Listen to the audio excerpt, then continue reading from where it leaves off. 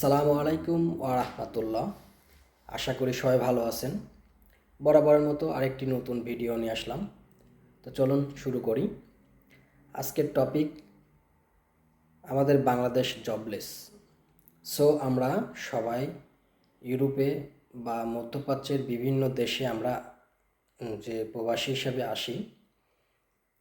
তো এই জন্য আমি ভিডিও করতেছি, কারণ আজকে একটি নিউজে দেখতে পারলাম ফ্রান্স এক বাংলাদেশি প্রবাসী মেয়ের শরীরে হাত দেওয়ার কারণে তাকে 10 বছরের কারাদণ্ড দেওয়া হয়েছে। তো এই প্রসঙ্গ নিয়ে কিছু কথা বলতে চাই।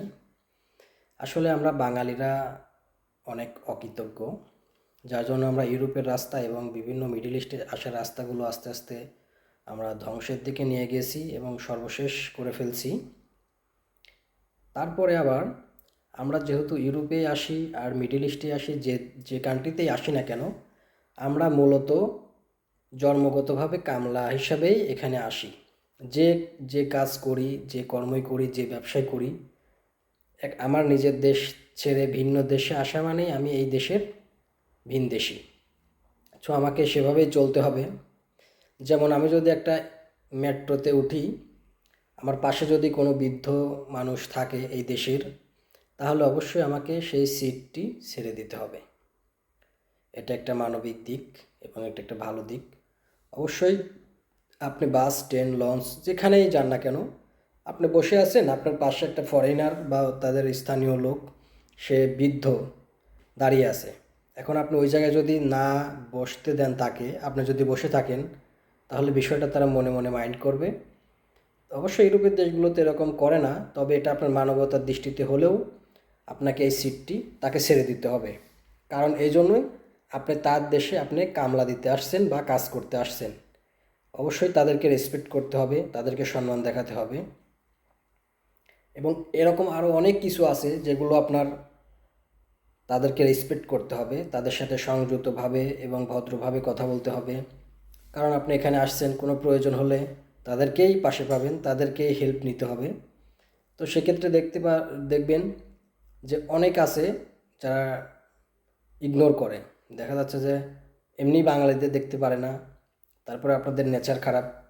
এগুলো জন্মগতভাবেই বাঙালিরা নেচার খারাপ, কারণ তারা যে কান্ট্রিতেই যায় ওই কান্ট্রিতেই আস্তে আস্তে খুব খারাপ অবস্থা হয়ে যায়।